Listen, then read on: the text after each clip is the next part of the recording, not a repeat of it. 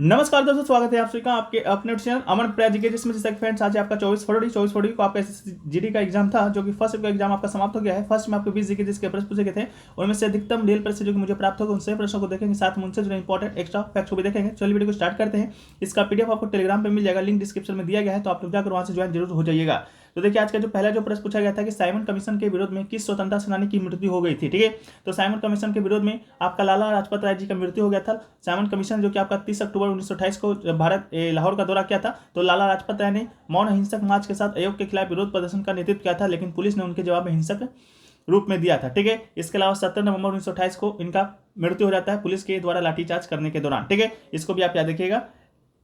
Video में आगे बढ़ने में इससे पहले आपको बता दें कि टेक्स्ट बुक पर चल रहे ऑफर के बारे में। टेक्स्ट बुक दोस्तों आपका बहुत ही बेहतरीन ऑफर चल रहा है उम्मीद की किरण सेल के नाम से। इसमें जो आपका टेक्स्ट बुक का जो ईयरली पास प्रो है वो आपको मात्र 439 रुपये में मिलेगा, और ईयरली का जो पास है वो आपको 307 रुपये में मिलेगा। ठीक है, साथ में अगर आप हमारा कूपन कोड APG यूज करते हैं तो आपको 10 की जगह 12% का एक्स्ट्रा ऑफ देखने को मिलेगा। इसका लिंक आपको डिस्क्रिप्शन में मिल जाएगा, कूपन कोड APG जरूर यूज कीजिएगा। ठीक है, इसके अलावा एसएससी के ऊपर आपको टेक्स्ट बुक के ऊपर आपको एसएससी, बैंक, रेलवे और आपके स्टेट लेवल के जो भी एग्जाम होते हैं सभी एग्जामों का मॉक टेस्ट और PYQ आप यहाँ पर देख सकते हैं। ईयरली का पास प्रो लेते हैं तो आप एक मॉक को आप अनलिमिटेड बार दे सकते हैं, साथ में PYQ को भी आप एक्सेस कर पाते हैं, उसका PDF भी डाउनलोड कर पाते हैं। ठीक है, तो ये आपकी लिंक डिस्क्रिप्शन में कूपन कोड APG जरूर यूज कीजिएगा। ठीक है, नेक्स्ट क्वेश्चन देखिए, पूछा गया कि भारत के संविधान के अनुच्छेद 103 के तहत संसद सदस्यों की अयोग्यता के रूप में प्रश्नों पर निर्णय देने से पहले राष्ट्रपति किससे राय लेता है। ठीक है, हालांकि आपका प्रश्न का लैंग्वेज कुछ और हो सकता है, लेकिन आपका अनुच्छेद 103 से रिलेटेड कोई प्रश्न पूछा गया था, शायद आपके अनुच्छेद 103 किससे रिलेटेड है ये पूछा गया था। ठीक है,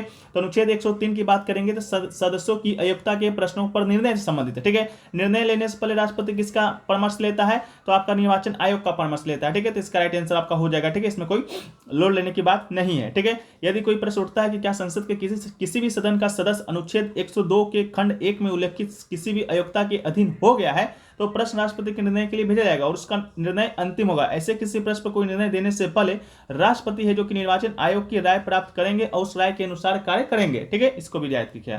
अगला है कि 2026 का जो ओलंपिक है वो दोस्तों आपका कहाँ होना है। 2026 के ओलंपिक की बात करेंगे तो ओलंपिक जो इंटरनेशनल ओलंपिक कमेटी है उसके द्वारा तो आधिकारिक घोषणा नहीं किया जा चुका है, लेकिन प्रधानमंत्री नरेंद्र मोदी के द्वारा कहा गया था कि 2036 का जो ओलंपिक है वो अपना देश भारत में होगा। तो इसका राइट आंसर क्या हो जाएगा, भारत हो जाएगा। इसके अलावा भारत में कहाँ होगा, तो गुजरात के गांधीनगर, गुजरात में होगा। ठीक है, गांधीनगर के पूरे ओवरऑल गुजरात में होगा। ठीक है, अहमदाबाद में इसका तैयारी जो कि किया जा रहा है। ठीक है, तो भारत इसका राइट आंसर है।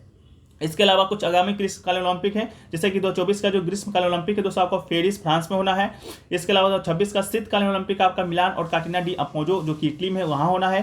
2028 का जो ग्रीष्मकालीन ओलंपिक है वो आपका लॉस एंजिल्स अमेरिका में होना है, और 2032 का जो ग्रीष्मकालीन ओलंपिक है वो फ्रेंड्स आपका ब्रिस्बेन ऑस्ट्रेलिया में होना है। 2020 का ओलंपिक आप लोग को मालूम होगा टोक्यो जापान में हो गया है। ठीक है, अगला क्वेश्चन पूछा गया कि वर्तमान में CISF के महानिदेशक कौन है। CISF के महानिदेशक की बात करेंगे तो IPS नीना सिंह इसका राइट आंसर हो जाएगा। नीना सिंह CISF के महानिदेशक के पद पर नियुक्त होने वाली पहली महिला बनी है। ठीक है, इसको भी याद रखिएगा, पहली महिला है। इनका जो कार्यकाल है 31 जुलाई 2024 तक रहेगा। इसके अलावा इनके साथ आपका ITBP के भी महानिदेशक नियुक्त किया गया है। ये भी प्रश्न आपके एग्जाम में बनेगा 98%। ठीक है, 1989 बैच के IPS अधिकारी राहुल रसगोत्रा को ITBP के महानिदेशक के रूप में नियुक्त किया गया है, तो याद रखिएगा राहुल रसगोत्रा। ठीक है, इनका जो कार्यकाल है 30 सितंबर 2025 तक है। अगला है कि वेबर डैश की इकाई है। आपसे पूछा गया था वेबर किसकी इकाई है, तो वेबर की बात करेंगे तो चुंबकीय फ्लक्स की इकाई है, तो इसका राइट आंसर चुंबकीय फ्लक्स हो जाएगा। चुंबकीय प्रवाह कुल चुंबकीय क्षेत्र का एक माप है जो किसी दिए गए क्षेत्र से गुजरता है। चुंबकीय प्रवाह औसत चुंबकीय क्षेत्र के लंबवत क्षेत्र का उत्पाद है जो इससे भेदता है,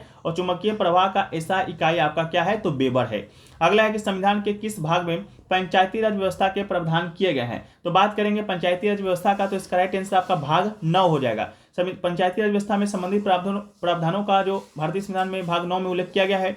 भाग 9 में पंचायती राज संबंधित अनुच्छेद 243 से 243 में पंचायत शीर्षक के तहत प्रावधान किया गया है। इसे कौन से संशोधन के दौरान जोड़ा गया था, तो 73वां संवैधानिक संशोधन हुआ था 1992 में, उसके माध्यम से जोड़ा गया था। इसके अलावा 11वां अनुसूची जोड़ा गया था जिसमें 29 विषय को शामिल किया गया था। ठीक है, इसके अलावा जो अधिनियम का उद्देश्य पंचायती राज व्यवस्था का कौन से व्यवस्था के अंतर्गत है, तो त्रिस्तरीय है। ग्राम स्तर है, खंड स्तर है, जिला स्तर है। ग्राम स्तर पर ग्राम पंचायत, खंड स्तर पर जनपद पंचायत और जिला स्तर पर आपका जिला परिषद। ठीक है, इसको भी याद रखिएगा। अगला है कि निम्नलिखित में से कौन सा ओडिशा का प्रसिद्ध लोक नृत्य, यानी कि आपसे पूछा गया था रंगाबाती किस राज्य का लोक नृत्य, या आपसे पूछा गया होगा उड़ीसा का प्रसिद्ध लोक नृत्य कौन सा है, तो राइट आंसर आपका रंगाबाती हो जाएगा। ठीक है, चाकू को सेव से काटिए या सेव को चाकू से काटिए, बात बराबर है। ठीक है, तो उड़ीसा का प्रसिद्ध लोक नृत्य पूछा गया होगा या रंगाबाती पूछा गया होगा, दोनों बात इक्वल है। ठीक है, तो रंगाबाती इसका राइट आंसर हो जाएगा। रंगाबाती उड़ीसा का एक प्रसिद्ध लोक नृत्य, संबलपुरी उड़ीसा में सबसे प्रसिद्ध रिकॉर्ड किया गया गीत संभवतः रंगाबाती ही है, और गीत के पुरुष गायक 2017 में पद्मश्री प्राप्त करता है जितेंद्र हरिपाल। ठीक है, इसको भी याद रखिएगा। अगला है कि ब्रह्म समाज का स्थापना है जो कि किस वर्ष में हुआ था, तो ब्रह्म समाज की बात करेंगे तो ब्रह्म समाज का जो स्थापना है आपको कब हुआ था, 1828 ईस्वी में हुआ था। किसके द्वारा हुआ था, तो राजा राम मोहन राय जी के द्वारा हुआ था। कहाँ हुआ था, तो कलकत्ता में हुआ था। ब्रह्म समाज क्या है, तो हिंदू धर्म के भीतर एक आस्तिक आंदोलन था। ठीक है, तो ब्रह्म समाज का स्थापना 1828 में होता है। इसके अलावा और भी बहुत सारे समाज है, जैसा कि कल परसों ही पूछा गया था आर्य समाज। आर्य समाज का स्थापना की बात करेंगे तो आर्य समाज का स्थापना दयानंद सरस्वती जी ने किया था। ठीक है, 1875 में किया था। इसके अलावा एक आपका प्रार्थना समाज। प्रार्थना समाज का स्थापना 1867 में हुआ था। किसके द्वारा हुआ था, तो आत्माराम पांडुरंग केशव चंद्र सेन जी के द्वारा आपका हुआ था। ठीक है, इसको भी याद रखिएगा। अगला क्वेश्चन पूछा गया कि बुद्धिया नृत्य किस राज्य का है, तो इस नृत्य के बारे में मुझे कोई भी अभी जानकारी नहीं मिल पाया है कि आखिरकार ये बुद्धिया नृत्य कौन सा। शायद आपका ऑप्शन ऐसा ये लैंग्वेज गलत लिखा गया हो, तो आप लोग कमेंट सेक्शन में जो भी लोग एग्जाम देकर आ रहे हैं आप लोग जरूर बताइएगा।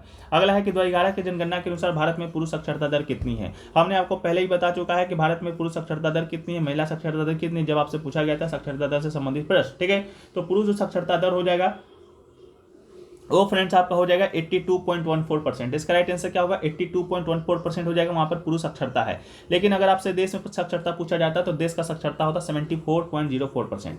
इसके अलावा आज़ादी के समय साक्षरता दर कितना था, आज़ादी के समय साक्षरता दर था आपका 16%। इसके अलावा पुरुष के लिए 82.14% है, महिलाओं के लिए 65.46% है। सबसे टॉप पर कौन सा राज्य, केरल है, 93.99% है। केरल के बाद आपका दो राज्य है, एक केरल के बाद आपका लक्षद्वीप का स्थान आता है, लक्षद्वीप के बाद आपका मिजोरम का स्थान आता है। ठीक है, लेकिन याद रखिएगा ये आपका लक्षद्वीप एक केंद्र शासित प्रदेश है। सबसे निम्न स्तर पर आपका बिहार है, बिहार के बाद अरुणाचल प्रदेश है, 63.82% के साथ बिहार है, और 66.95% के साथ आपका अरुणाचल प्रदेश है। इसको भी याद रखिएगा। ठीक है, अगला है कि 8वीं पंचवर्षीय योजना की समय अवधि क्या थी। हालांकि आपसे पूछा गया था 8वीं पंचवर्षीय योजना का लक्षित जो वृद्धि दर था वो कितना रखा गया था, तो लक्षित जो वृद्धि दर है वो फ्रेंड्स रखा गया था 5.6%। तो इसका राइट आंसर क्या होगा, लक्षित 5.6% होगा, लेकिन विकास दर जो हासिल हुआ था आपका 6.78% हुआ था। इससे क्या पता चलता है, इससे यही पता चलता है कि 8वीं पंचवर्षीय योजना आपका सफल रहा था। ठीक है, इसको भी याद रखिएगा। अवधि की बात करेंगे तो 92 से लेकर 1997 तक आपका चला था 8वीं पंचवर्षीय योजना। इसका मूल उद्देश्य औद्योगिक क्षेत्र का आधुनिकीकरण,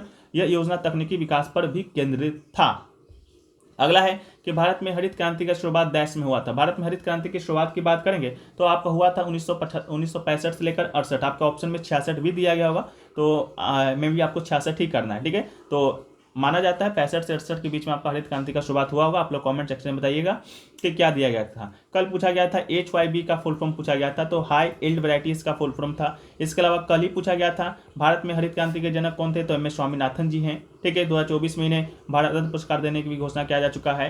अगर आपसे पूछा जाए कि हरित क्रांति की शुरुआत कहाँ से हुआ है, तो पंजाब से हुआ है। आपका ऑप्शन में पंजाब रहेगा तो पंजाबी मानना है, बाकी हरियाणा उत्तर प्रदेश में भी हुआ था। विश्व में बात करेंगे तो नॉर्मन ब्लॉक आपके विश्व हरित क्रांति के जनक है, इसको भी आप याद रखिएगा। ठीक है, अगला है 1965 में भारत पाक युद्ध के समय भारत के प्रधानमंत्री कौन थे। ठीक है, तो भारत के प्रधानमंत्री की बात करेंगे तो 1965 के समय लाल बहादुर शास्त्री जी आपके प्रधानमंत्री थे। ठीक है, 1964 में आपके भारत के जो प्रथम प्रधानमंत्री थे आपके पंडित जवाहरलाल नेहरू, उनका मृत्यु हो गया था। उनके बाद लाल बहादुर शास्त्री ही आपके भारत के प्रधानमंत्री बने थे, जो कि दूसरे प्रधानमंत्री थे। इन्हीं 1964 से लेकर 1965 तक भारत के प्रधानमंत्री के रूप में इन्होंने कार्य किया था। 1965 में भारत पाक युद्ध के दौरान वो भारत के प्रधानमंत्री थे। उनका जो जन्मदिन है 2 अक्टूबर को महात्मा गांधी के जन्मदिन के दिन ही पड़ता है। उन्होंने एक प्रसिद्ध नारा दिया था, जय जवान जय किसान का। ठीक है, इसको भी याद रखिएगा। इसके अलावा उन्होंने 10 जनवरी 1966 को पाकिस्तान के तत्कालीन राष्ट्रपति मोहम्मद अयूब खान के साथ ताशकंद घोषणा पर हस्ताक्षर किया था। वो विदेश में मरने वाले पहले प्रधानमंत्री, जब आपके ताशकंद घोषणा करने गए थे उस समय इनका मृत्यु हो गया था। 1966 में इन्हें भारत रत्न दिया गया था, मरणोपरांत दिया गया था। मरणोपरांत भारत रत्न पाने वाले पहले व्यक्ति थे।